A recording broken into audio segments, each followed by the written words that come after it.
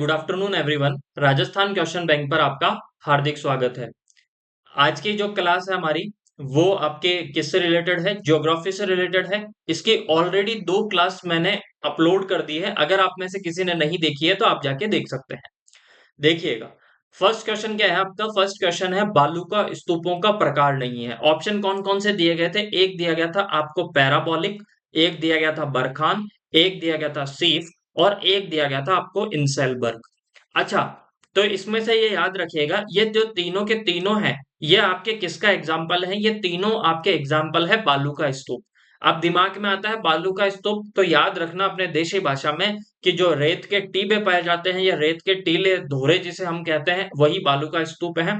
अलग अलग टाइप के बालू का स्तूप पाए जाते हैं, ठीक है, उन्हें अलग अलग नाम से जाना जाता है। तो इसमें से कौन सा बालू का स्तूप नहीं है? तो आपके से कौन सा स्तूप बालू का स्तूप नहीं है? तो वह है आपका इंसेलबर्ग।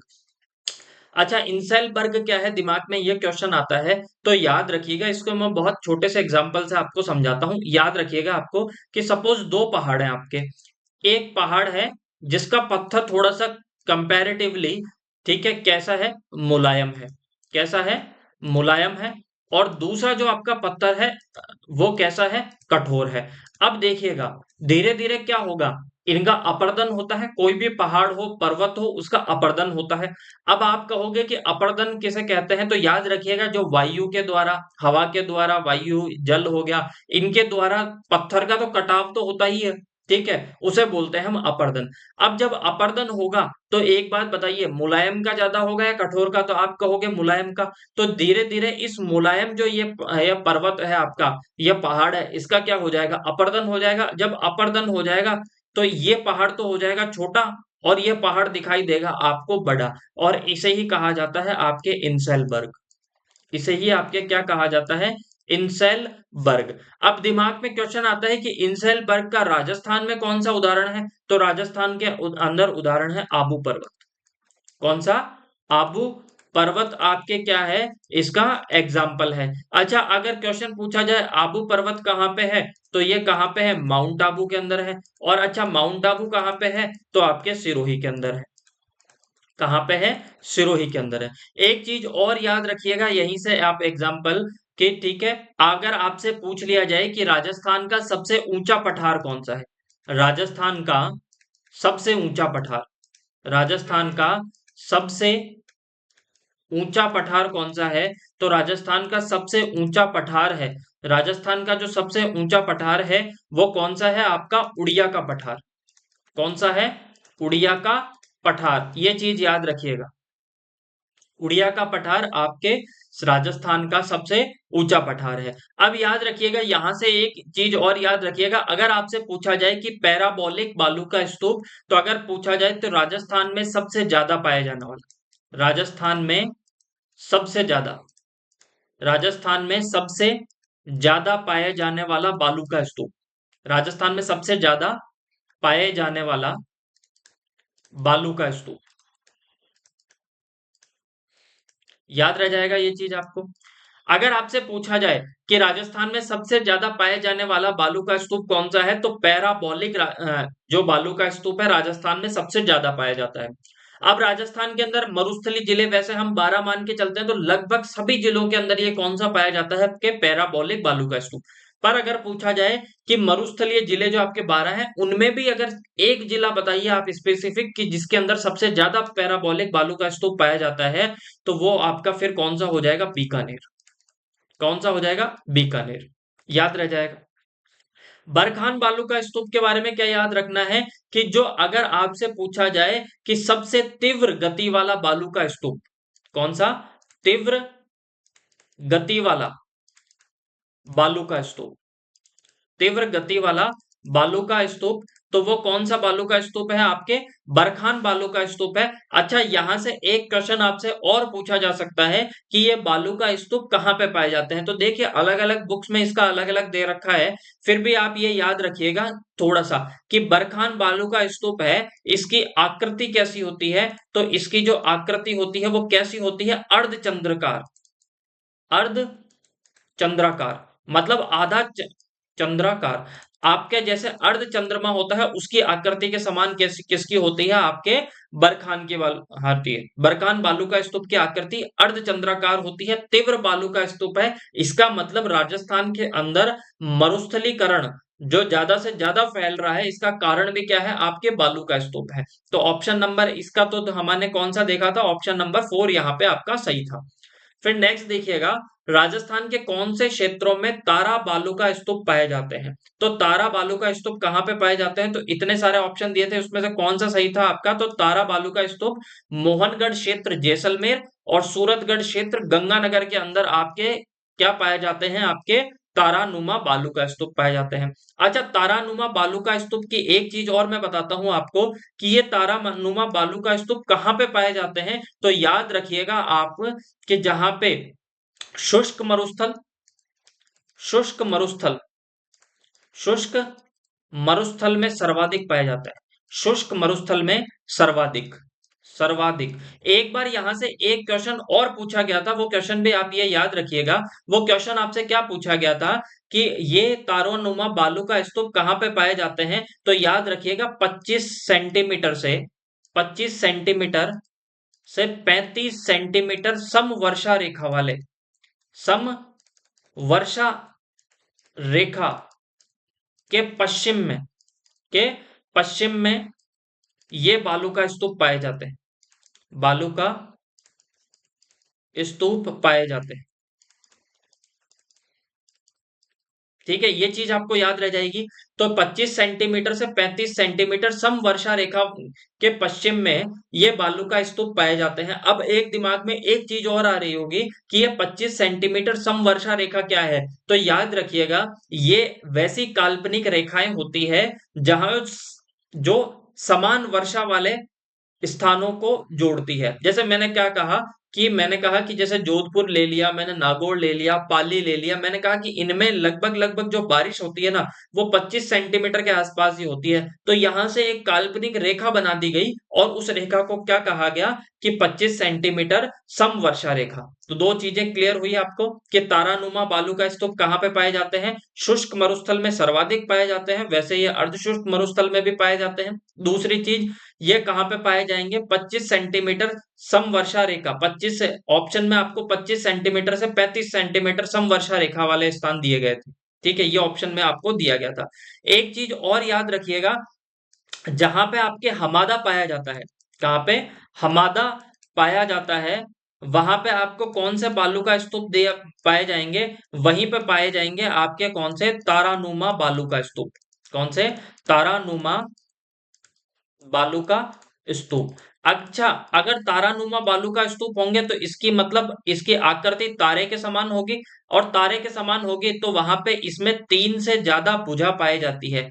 3 से ज्यादा भुजा इसके अंदर आपको क्या करेगी, देखने को मिलेगी तारानुमा बालू का स्तूप पे। हमादा क्या है, तो हमादा नदियों के द्वारा बहाकर लाए गए कंकड़ पत्थर जब एक जगह जमा हो जाते हैं तो उसको हम किस नाम से जानते हैं, हमादा के नाम से यहाँ पे जाना गया। ये चीज आपको याद रह जाएगी। और हमादा के बारे में आगे पढ़ेंगे हम कि यह किस काल की है, तो परमो कार्बोनिफेरस काल की ये संरचना होती है। ठीक है, याद रह जाएगा। ऑप्शन नंबर, अब देखिए, सॉरी, क्वेश्चन नंबर 22 देखिएगा। क्वेश्चन नंबर 22 में आपसे क्या है, आपसे सुमेलित करवाया गया है, असिस्टेंट प्रोफेसर के अंदर ये क्वेश्चन पूछा गया था। अच्छा, देखिएगा, अगर आपसे पूछा जाए कि हाड़ौती का पठार, तो हाड़ौती के पठार से कौन से, मुकुंदरा की पहाड़ियां। मुकुंदरा की पहाड़ियां कहाँ पे पाई जाती है, आपके कोटा, ठीक है, आपके कोटा के अंदर पाई जाती है। अच्छा, कोटा बूंदी के आसपास में आपकी मुकुंदरा की पहाड़ियां पाई गई है। अब मुकुंदरा की पहाड़ियों के बारे में एक चीज और याद रखिएगा, यहीं पर आपके क्या है, अबली मीणी का महल स्थित है। अबली मीणी का अबली मीणी, एक सेकंड रुकिएगा आप।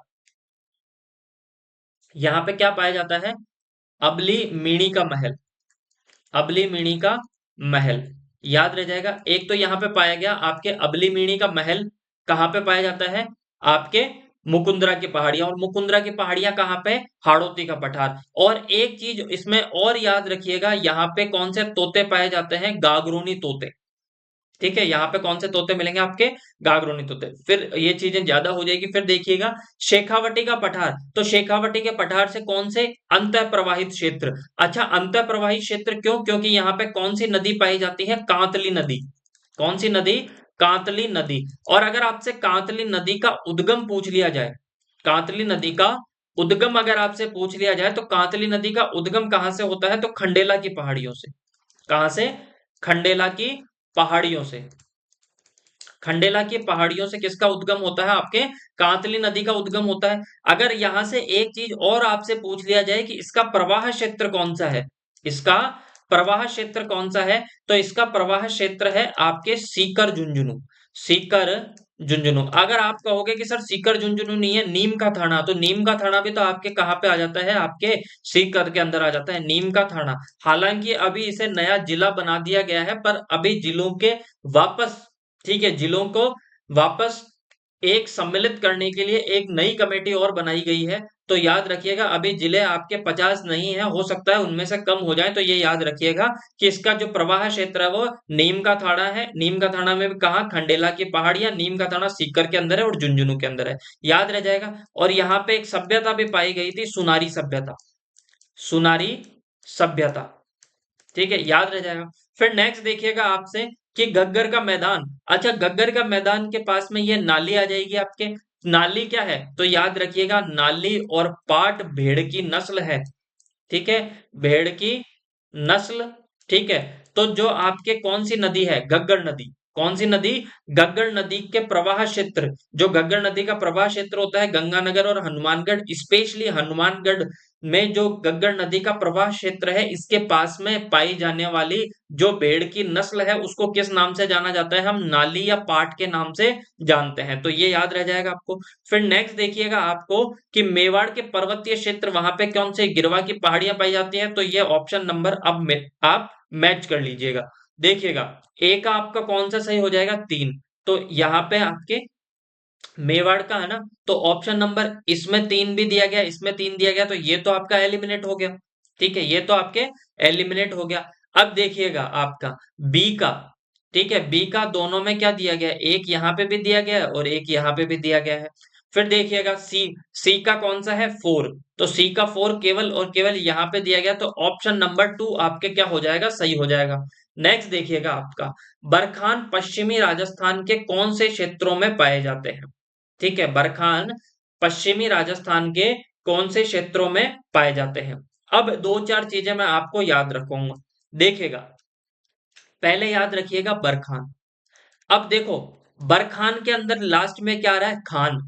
और सबसे खान किसके अंदर आते हैं? मुस्लिम क्षेत्र। ठीक है, खान कौन होते हैं? आपने मुस्लिम भाई। और ये सबसे ज्यादा कहां पे पाए जाएंगे? आपके पाकिस्तान के अंदर। कहां पे? पाकिस्तान। अच्छा, पाकिस्तान के झंडे के अंदर, पाकिस्तान के झंडे के अंदर क्या मिलता है आपको? अर्ध चंद्रमा। कैसा? अर्ध चंद्रमा वहां पे आपको मिलेगा। ठीक है, चंद्रमा वहां पे देखने को मिलेगा। तो अगर बरखान की आकृति कैसी होती है, तो बरखान की आकृति होती है अर्ध चंद्राकार या अर्ध चंद्रमा जैसी। कैसी होती है? अर्ध चंद्रमा जैसी या अर्ध चंद्राकार। ये चीज आपको याद रह जाएगी। फिर अगर आपसे ये पूछ लिया जाए कि ये जो आपके बरखान है, ठीक है, ये बरखान अर्ध चंद्राकार इसकी आकृति होती है। ठीक है, ये अगर आपसे पूछा जाए कि इनकी गति कैसी होती है, तो सबसे ज्यादा तीव्र गति वाले, सबसे ज्यादा सबसे ज्यादा सॉरी सबसे ज्यादा तीव्र गति वाले बालू का स्तूप। सबसे ज्यादा तीव्र गति वाले बालू का स्तूप। याद रह जाएगा आपको। सबसे तीव्र गति वाले बालू का स्तूप कौन सा होता है? बरखान होता है। आकृति कैसी होती है? तो इनकी आकृति होती है आपके कैसी? अर्धचंद्राकार।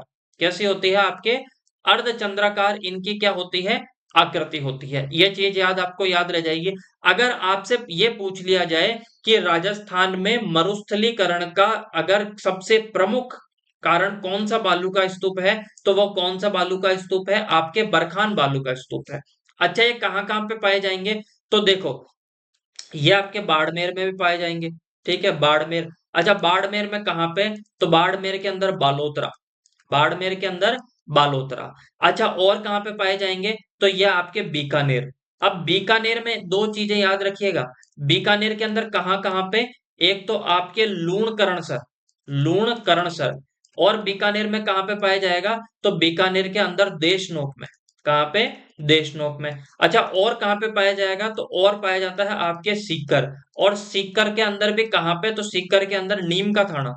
कहाँ पे, नीम का थाना के अंदर, याद रह जाएगा आपको, नीम का थाना के अंदर। अच्छा, और कहाँ पे पाए जाते हैं आपको, तो ये पाए जाते हैं चूरू के अंदर। कहाँ पे, चूरू के अंदर। अच्छा, चूरू के अंदर भी कौन से गांव के अंदर, तो भालेरी गांव के अंदर ये बालू का स्तूप पाए जाते हैं। याद रह जाएगा आपको। और कहाँ पे पाए जाएंगे, तो ये आपके पाए जाएंगे जोधपुर, और जोधपुर में भी कहाँ पे, आपके ओसिया। कहाँ पे, ओसिया। अच्छा, ओसिया से एक चीज याद रह जाएगा, वहां पे कौन से माता का मंदिर है, तो सचियाई माता का मंदिर है। कौन से माता का मंदिर है, जोधपुर के अंदर, तो जोधपुर के ओसिया के अंदर सचियाई माता का मंदिर है। ठीक है, ये चीज याद रखिएगा। तो इसमें से ओसिया जोधपुर में ये मिलेगा, बिल्कुल सही है। देशनोक बीकानेर में भी सही है, भालेरी चूरू के अंदर भी सही है। पर सीकर क्षेत्र के, ये सीकर क्षेत्र में तो आपके बरखान बालू का स्तूप होता है, परंतु दाता रामगढ़ के अंदर नहीं होता। ये कहाँ पे होता है आपके, तो सीकर के अंदर कहाँ पे होगा आपके, तो नीम का थाना। कहाँ पे, नीम का थाना, याद रह जाएगा आपको। तो ऑप्शन नंबर आपका 4 गलत है, 1 2 3 आपके यहाँ पे क्या होगा, सही हो जाएगा। याद रह जाएगा आपको, 1 2 3 आपके यहाँ पे सही हो जाएगा। फिर नेक्स्ट देखिएगा, सीफ क्या है। सीफ क्या है, अब मैं आपको दो चार चीजें बता के चलूंगा। तो देखिएगा, ये बालू का स्तूप, हमने कहा कि आधे चंद्रमा जैसा जो बालू का स्तूप होता है, उसे हमने क्या कहा था, बरखान कहा था। क्या कहा था, बरखान कहा था। जब बरखान बनता है, तो उस समय अगर वायु की, ठीक है, वायु की दिशा एक तरफ हो जाती है, मानो कि वायु की दिशा कैसी हो गई, इसके जो ऊपरी क्षेत्र है, ये जो ऊपरी क्षेत्र है, इसमें वायु की दिशा एक तरफ हो गई, मतलब एक ही दिशा के अंदर वायु चलने लग गई, तो इसकी दिशा कैसी हो जाएगी, इसकी दिशा हो जाएगी आपके इस टाइप की। इस टाइप की एक बालू का स्तूप बन जाएगा। मैं वापस से बना देता हूँ। ठीक है, ये जो है, इसकी आकृति इस टाइप की हो जाएगी, इस टाइप का एक बालू का स्तूप बन जाएगा। मतलब इसका जो एक कोना है, वो एक तरफ एक समानांतर दिशा में कैसे हो जाएगा, आगे की तरफ बढ़ जाएगा। और उसी बालू का स्तूप को कहते हैं हम सीफ बालू का स्तूप। क्या कहा जाता है, सीफ बालू का स्तूप। याद रह जाएगा क्या, मैंने आपसे क्या कहा, कि जब बरखान के निर्माण के दौरान जब वायु की दिशा एक दिशा में हो जाती है, तो एक बालू का स्तूप का निर्माण होता है। उसे हम कौन सा बालू का स्तूप कहते हैं, सीफ बालू का स्तूप कहा जाता है। याद रह जाएगा। अच्छा, सीफ बालू का जो स्तूप है, वो किसका एग्जाम्पल है, आपके अनुदैर्ध्य बालू का स्तूप का एग्जाम्पल होता है। अच्छा, अनुदैर्ध्य बालू का स्तूप का एग्जाम्पल क्यों होता है, तो याद रखिएगा, अनुदैर्ध्य बालू का स्तूप को रेखीय बालू का स्तूप भी कहा जाता है। क्या कहा जाता है, रेखीय बालू का स्तूप। रेखीय बालू का स्तूप। अच्छा, रेखीय बालू का स्तूप क्यों कहा जाता है, तो याद रखिएगा, जब वायु के द्वारा क्या किया जाता है, वायु के द्वारा मृदा का क्या किया जाता है, निक्षेपण किया जाता है। बिल्कुल आप इस तरीके से याद मत रखो, देसी भाषा में याद रखो, कि जब अपने हवा चलती है, जब हवा चलेगी तो मिट्टी उड़ेगी, जब मिट्टी उड़ेगी तो बालू का मतलब रेत के टीबे बनेंगे। अच्छा, रेत के जब टीबे बनेंगे, जब वायु का क्या होगा, वायु के द्वारा मृदा का निक्षेपण एक दिशा में हो जाए। कैसे हो जाए, एक दिशा में हो जाए, एक रेखा के अंदर हो जाए, तो उस बालू का स्तूप को क्या बोला जाता है, अनुदैर्ध्य बालू का स्तूप बोला जाता है। क्या बोला जाता है, अनुदैर्ध्य बालू का स्तूप बोला जाता है। याद रह जाएगा, अनुदैर्ध्य बालू का स्तूप बोला जाता है। अगर आपसे ये पूछ लिया जाए कि अनुदैर्ध्य बालू का स्तूप जो है एक रेखा में बनता है, तो इसे रेखीय बालू का स्तूप भी बोला जाता है। क्या बोला जाता है, रेखीय बालू का स्तूप भी बोला जाता है। अगर ये पूछा जाए कि अनुदैर्ध्य बालू का स्तूप सर्वाधिक कहाँ पे पाए जाते हैं, ठीक है, सर्वाधिक किस क्षेत्र में पाए जाते हैं, तो सर्वाधिक ये पाए जाते हैं आपके कहाँ पे, जैसलमेर में। कहाँ पे, जैसलमेर में। तो ये सारी चीजें क्लियर हुई कि सीफ, तो अब ये देखिएगा, सीफ की भी जो एक कोना है, ये एक दिशा में आगे बढ़ गया, मतलब एक रेखा के अंदर आगे बढ़ गया, इसलिए हम इसे अनुदैर्ध्य बालू का स्तूप भी कहते हैं। चीज ये याद रह जाएगी आपको। तो सीफ का आपका सीफ एक है, अनुदैर्ध्य बालू का स्तूप। फिर नेक्स्ट देखिएगा आप, थार के थार मरुस्थल के संदर्भ में पैराबोलिक क्या है? तो देखिए अभी हमने कहा था पैराबोलिक क्या है, तो पैराबोलिक बालू का स्तूप होता है। क्या होते हैं? पैराबोलिक, ये क्या होते हैं? बालू का स्तूप होते हैं। फिर अगर यहां से क्वेश्चन पूछ लिया जाए कि इनकी आकृति कैसी होती है, इनकी आकृति कैसी होती है, तो इनकी आकृति महिला के बालों में लगाई गई क्लिप के समान होती है। महिलाओं महिलाओं के बालों में लगाई गई लगाई गई क्लिप के समान, क्लिप के समान इनकी क्या होती है? आकृति होती है। इस तरह की इनकी आकृति होती है। ये आपके जैसे महिला के बालों में जो क्लिप लगाते हैं उनके साइड उनके आकृति होती है। फिर यहां से इंपॉर्टेंट अगर आपसे और क्वेश्चन पूछ लिया जाए तो राजस्थान में सर्वाधिक पाए जाने वाला बालू का स्तूप, राजस्थान में सर्वाधिक पाए जाने वाला बालू का स्तूप, ठीक है, याद रह जाएगा। राजस्थान में सर्वाधिक पाया जाने वाला, राजस्थान में सर्वाधिक पाए जाने वाला बालू का स्तूप, याद रह जाएगा आपको, बालू का स्तूप, ठीक है। तो आपका ये पैराबोलिक क्या है, तो ये एक आपके बालू का स्तूप है। ये ऑप्शन तो आपको पता ही था, झील तो हो ही नहीं सकता। अच्छा, खड़ीन किसे किस नाम से जाना गया था? तो खड़ीन, पलाया, तल्ली, याद रहा कि दो थली होती है, जो दो रेत के टिब्बे मान लो, उनके बीच में जो नीचे का स्थान होता है उसे गर्त कहते हैं, और बारिश के दिनों में वहां पे पानी भर जाता है, उसे कहा जाता है पलाया, उसे ही कहा जाता है तल्ली, उसे ही कहा जाता है खड़ीन। और ये टांका क्या होता है? तो मरुस्थली जो क्षेत्र होते हैं, आपका पश्चिमी मरुस्थलीय प्रदेश है, वहां पर बारिश के पानी को इकट्ठा करने के लिए क्या बनाए जाते हैं? इकट्ठा जहां जिसमें किया जाता है उसे कहा जाता है टांका। तो ये ऑप्शन तीनों आपके गलत हैं। ऑप्शन नंबर 1 आपके सही हो जाएगा, बालू का स्तूप। फिर नेक्स्ट देखिएगा, राजस्थान के पश्चिमी मरुस्थल में सबसे प्रमुख बालू का स्तूप है। तो सबसे प्रमुख बालू का स्तूप कौन से होंगे? राजस्थान के पश्चिमी मरुस्थल में सबसे प्रमुख बालू का स्तूप कौन सा होगा? आपके बरखान होगा, पवनानुवर्ती होगा, अनुप्रस्थ होगा, या पैराबोलिक होगा? तो वो कौन सा हो जाएगा आपका? पैराबोलिक हो जाएगा। क्यों हो जाएगा? क्योंकि ये राजस्थान में सर्वाधिक क्षेत्र में पाए जाते हैं। मतलब जितने भी आपके मरुस्थली जिले हैं उनमें सबसे ज्यादा अगर कोई जिलों में के अंदर अगर कोई बालू का स्तूप पाया जाएगा तो वो कौन सा बालू का स्तूप पाया जाता है? पैराबोलिक बालू का स्तूप। अब यहां से मैं आपको 3 फैक्ट्स आपके क्लियर करता हूं। अगर आपसे पूछा जाए कि सर्वाधिक बालू का स्तूप कहां पे पाए जाते हैं, सर्वाधिक सर्वाधिक बालू का स्तूप, तो सर्वाधिक बालू का स्तूप पाए जाते हैं आपके कहां पे? जैसलमेर में। कहां पे पाए जाएंगे? आपके जैसलमेर में। अगर आपसे पूछ लिया जाए कि सभी प्रकार के बालू का स्तूप, सभी प्रकार के बालू का स्तूप, सभी प्रकार के बालू का स्तूप, तो सभी प्रकार के बालू का स्तूप कहाँ पे पाए जाते हैं? तो सभी प्रकार के बालू का जो स्तूप है वो कहाँ पे पाए जाते हैं? आपके जोधपुर में। कहाँ पे? जोधपुर के अंदर। अच्छा अच्छा, यहां से अगर आपसे पूछ लिया जाए कि सर्वाधिक गतिशील बालू का स्तूप, सर्वाधिक गतिशील बालू का स्तूप, सर्वाधिक गतिशील बालू का स्तूप, तो सर्वाधिक गतिशील बालू का स्तूप कौन सा होगा? तो वो होगा आपका कौन सा? बरखान। कौन सा होगा? बरखान। ये चीजें याद रह जाएगी आपको। तो आई होप आपको ये चीजें क्लियर समझ में आई होगी। फिर नेक्स्ट देखिएगा, अगर आपसे पूछा जाए कि लाठी सीरीज क्या है, तो लाठी सीरीज भूमिगत जल पट्टी है, वन संरक्षण कार्यक्रम है, सेवण घास है, या उपयुक्त सभी है? तो ऑप्शन नंबर इसमें कौन सा सही हो जाएगा आपका? 1 सही हो जाएगा। अब देखो भूमिगत जल पट्टी का नाम से क्या है, याद रखिएगा कि पहले जो हम कहते हैं कि जो गग्गर नदी निकलती थी, ये गग्गर नदी कहाँ से होके निकलती थी? तो ये आपके जैसलमेर, ये सॉरी आपके हनुमानगढ़, गंगानगर, अभी भी वहां से निकलती है। परंतु इसका जो कुछ क्षेत्र कहाँ पे पाया गया, ये कुछ क्षेत्र आपके जैसलमेर में भी पाया गया, ठीक है। अभी भी जैसलमेर में 60 किलोमीटर का एक क्षेत्र है जहां पे नीचे दलदली भूमि पाई जाती है, और माना जाता है कि पहले के टाइम में यहाँ से कोई नदी बहती थी, और वो कौन सी नदी बहती थी? आपके गग्गर नदी। अब मैं आपको यहां से जितने भी फैक्ट्स आपके पूछे जाते हैं वो सारे के सारे समझा देता हूं, देखिएगा।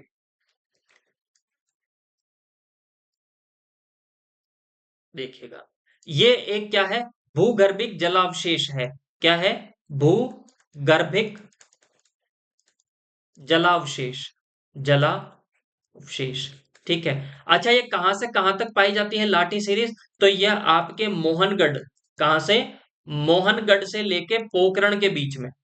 ठीक है, मोहनगढ़ से लेके पोखरण के बीच में। पोखरण। अच्छा, अब दिमाग में क्वेश्चन आता है कि ये मोहनगढ़ और पोखरण कहाँ पे है? तो ये दोनों के दोनों कहाँ पे है? जैसलमेर में। अच्छा, कितने किलोमीटर में ये पाई जाती है? तो ये 60 किलोमीटर के मध्य में। ठीक है, 60 किलोमीटर में ये एक क्या पाया जाता है? आपका भूगर्भिक जलावशेष है। 60 किलोमीटर में फैला हुआ है। मोहनगढ़ से लेके पोखरण के बीच में है। अच्छा, मोहनगढ़ और पोखरण ये जैसलमेर के अंदर है। अब ये याद रखिएगा। ठीक है, यहाँ पे क्या पाया जाता है? यहाँ पर एक नलकूप है। नलकूप बोले तो एक यहाँ पे क्या पाया गया? आपके एक हैंडपंप है। क्या है? आपके एक हैंडपंप पाया गया जाता है। ठीक है, उस हैंडपंप को क्या बोलते हैं हम? चांदन नलकूप। क्या पूछा जाता है? चांदन नलकूप। याद रह जाएगा। और ये चांदन नलकूप मतलब इस लाठी सीरीज के अंदर एक हैंडपंप है, उस हैंडपंप को कहा जाता है चांदन नलकूप, इसका नाम है। और इसे ही क्या कहा जाता है? थार का घड़ा। इसे ही क्या कहा जाता है? थार का गढ़ा। तो अगर आपसे पूछा जाए कि थार का गढ़ा कहां पर है, तो ये कहां पे है? जैसलमेर में, पहली चीज। अच्छा, चांदन नलकूप कहां पे है? जैसलमेर में है। अच्छा, थार का गढ़ा किसे कहते हैं? चांदन नलकूप को कहा जाता है। लाठी सीरीज कितने किलोमीटर में है? 60 किलोमीटर में है। कहां से कहां तक है? तो पोखरण से लेकर मोहनगढ़, या फिर बोल दिया जाए मोहनगढ़ से पोखरण। अच्छा, यहीं पर कौन से आपके, तो यहाँ पर आपके कौन सी घास पाई जाती है? तो यहाँ पे आपके सेवण घास पाई जाती है। सेवण घास। या फिर यहाँ पे कौन सी घास पाई जाती है? आपके लीलोण घास। कौन सी घास पाई जाती है? आपके लीलोण घास। लीलोण घास याद रह जाएगा। अच्छा, एक चीज और याद रखिएगा आप कि यहाँ पर सेवन घास और लीलोन घास तो पाई जाती है। ठीक है, इतने सारे फैक्ट्स आपको याद रह जाएंगे। इसे यहाँ पे क्या पाया जाता है? इसे क्या कहा जाता है? इसे कहा जाता है गोडावण की शरण स्थली। गोडावण। गोडावण की शरण स्थली। याद रह जाएगा, गोडावण की शरण स्थली के नाम से भी इसे जाना जाता है। किसको? ये आपके लाठी सीरीज को। ये सारी चीजें याद रह जाएगी। ये आपके लाठी सीरीज से रिलेटेड जितने भी फैक्ट्स हैं, वो सारे के सारे हमने यहाँ पर एक साथ में पढ़ लिए हैं। याद रह जाएगा। फिर नेक्स्ट देखिएगा, थार के मरुस्थल में लाठी सीरीज के संदर्भ में कौन सा कथन सही नहीं है? तो देखिए, लाठी सीरीज में बालू का स्तूपों की अधिकता नहीं होती। अब यहाँ पे देखो, प्राकृतिक तेल गैस भंडार बिल्कुल, क्योंकि जैसलमेर के अंदर प्राकृतिक तेल गैस के भंडार हैं, बिल्कुल सही है। क्यों? वहां पे कौन से चट्टाने पाई जाती है? तो यहाँ पे अवसादी चट्टाने। कौन से? लाठी सीरीज के नीचे आपके कौन से चट्टाने देखने को मिलेगी आपको? अवसादी चट्टाने। ठीक है, अवसादी चट्टानों से निर्मित क्षेत्र है, बिल्कुल सही है। भूमिगत जल। ठीक है, भूमिगत जल का यहाँ पे भंडार है, बिल्कुल सही है। तो यहाँ पे ऑप्शन कौन सा सही हो जाएगा? कौन सा कथन सही नहीं है आपके? तो ऑप्शन नंबर 1 आपके यहाँ पे सही नहीं है। फिर नेक्स्ट देखिएगा, जैसलमेर में स्थित आकल काष्ठ जीवाश्मों की लगभग कितनी मानी गई है? मतलब इनकी कितनी अवस्था मानी गई है? कितने साल? तो ये 18 करोड़ वर्ष ये पुराना आपके आकलवुड फॉसिल्स पार्क यहाँ पे है। ठीक है, आकलवुड फॉसिल पार्क के अंदर लकड़ी पाई गई, जो लगभग 18 करोड़ वर्ष पुरानी लकड़ी के नाम से, ठीक है, लकड़ी है उसकी अवस्था। तो आज की क्लास हम यहीं पे समाप्त करते हैं। देखिएगा, मैंने ज्यादा से ज्यादा फैक्ट्स बताने की कोशिश करता हूँ, जितने भी 360 डिग्री ट्राई करते हैं हम, कि अगर उससे रिलेटेड जितने भी फैक्ट्स मेरे दिमाग में हैं, वो सारे के सारे मैं आपको बताता चलूं। हो सकता है अगर आपको क्लास बोरिंग लगती हो, अगर आपको क्लास बोरिंग लगती है तो आप इसको क्या कीजिएगा, 1.5 की स्पीड पे करके आप इसे देख सकते हो। अगर क्लास अच्छी लगी है तो ज्यादा से ज्यादा शेयर कीजिए, सब्सक्राइब कीजिए। Thank you so much. Bye bye and take care.